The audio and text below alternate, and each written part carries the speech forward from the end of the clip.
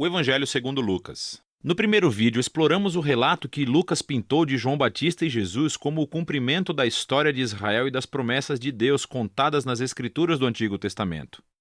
Nós vimos como Jesus começou a sua missão e trouxe as boas novas do reino de Deus aos pobres de Israel, às pessoas de baixo status social e às pessoas forasteiras. E Jesus ensinou que o seu reino é um reino invertido. É uma inversão de todos os nossos valores sociais comuns.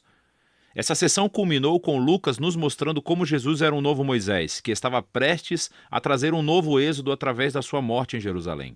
E assim chegamos à parte central do livro, onde Jesus leva seu recém-formado Israel a uma jornada até Jerusalém. Essa parte do livro consiste principalmente do ensino de Jesus através de parábolas, que é dado na estrada para várias pessoas que ele encontra, principalmente aqueles que fazem parte do seu crescente grupo de discípulos. E dessa maneira, Lucas descreve o ato de seguir Jesus como sendo uma jornada. É algo que você faz à medida que aprende a caminhar na vida.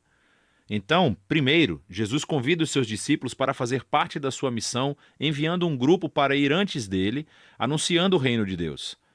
Então, ser um discípulo, desde o início, significava participar da missão do reino de Jesus, tornando-a sua.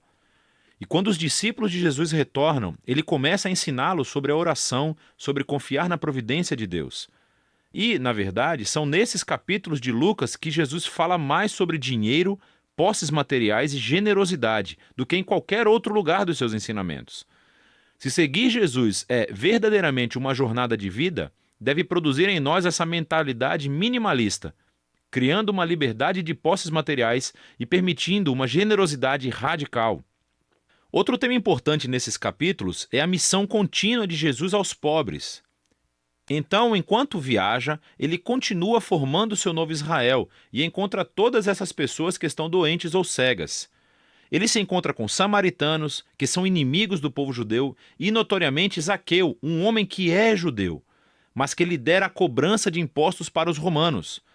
Todos esses forasteiros sociais encontram Jesus e são transformados por esse encontro. E assim, eles se juntam à comunidade do reino, que Jesus descreve como uma grande festa de banquetes. Ele está aqui para buscar e salvar quem está perdido, e celebra quando as pessoas descobrem a misericórdia de Deus. Mas nem todo mundo na festa está feliz.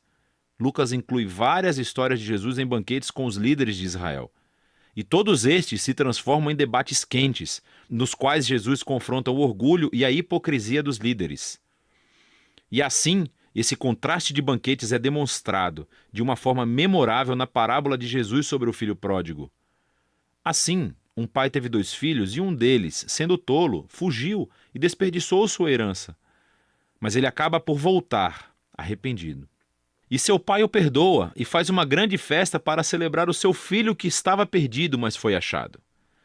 Porém, o irmão mais velho, que nunca deixou o seu pai, está com raiva e se ressente da generosidade do seu pai para com esse filho indigno.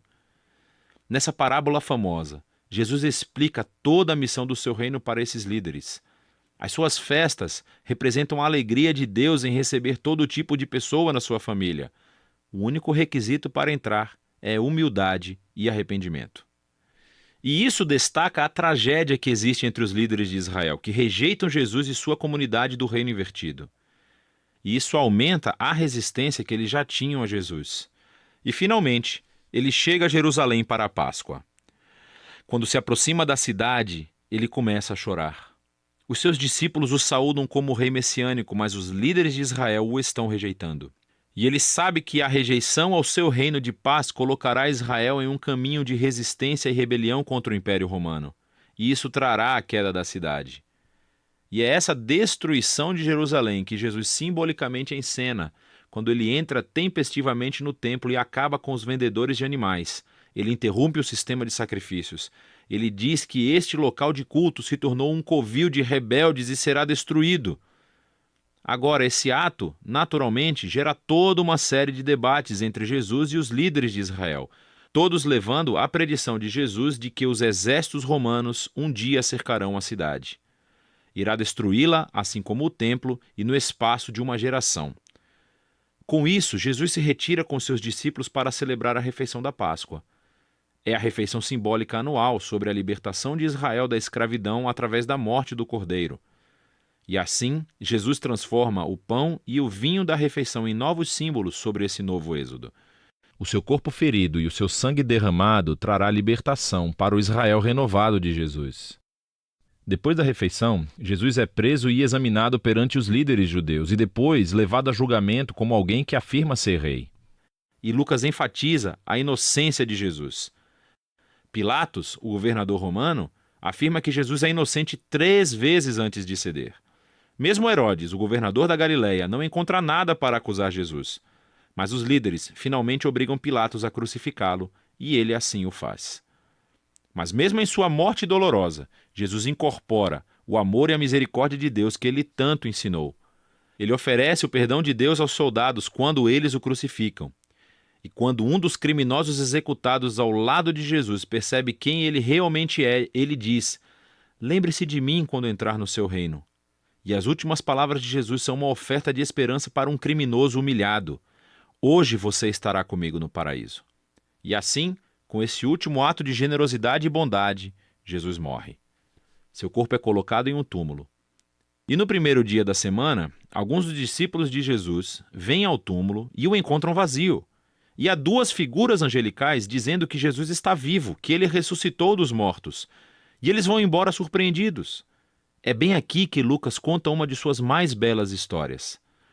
2 dos discípulos de Jesus saem de Jerusalém para uma cidade chamada Emaús e estão de coração partido com a morte de Jesus. De repente, Jesus está lá, caminhando ao lado deles, mas eles não o reconhecem. Ele pergunta por que estão tristes. E eles falam sobre todas as suas esperanças de que Jesus teria sido o único a redimir Israel, mas que agora ele está morto. E foi tudo em vão. Mais tarde, quando Jesus come uma refeição com esses 2, ele quebra o pão para eles, assim como o fez na refeição da Páscoa. E é nesse momento que eles o reconhecem, e ele então desaparece. Lucas conta essa história para fazer uma afirmação importante sobre seguir a Jesus. Quando os discípulos de Jesus impõem as suas agendas pessoais e visão da realidade sobre Jesus, ele permanece invisível e desconhecido para eles. É somente quando nos submetemos ao reino invertido de Jesus, que foi resumido pelo seu corpo ferido na cruz e oferecido em amor pelo próximo, que vemos e conhecemos o verdadeiro Jesus. A cena final do livro é mais uma refeição. Jesus aparece aos seus discípulos e explica a eles, através das Escrituras do Antigo Testamento, como tudo isso fazia parte do plano de Deus. Que o Messias se tornaria o rei de Israel, sofrendo e morrendo pelos seus pecados e vencendo o mal com a sua ressurreição. E agora, assim como Simão o profeta prometeu no capítulo 2, o reino de Jesus se moverá para fora de Israel. Mas Jesus diz aos seus discípulos: esperem em Jerusalém pela vinda do Espírito que irá capacitá-los nessa nova missão. E isso, é claro, leva você até o 2º volume de Lucas, o livro de Atos. Mas por enquanto, esse é o Evangelho segundo Lucas.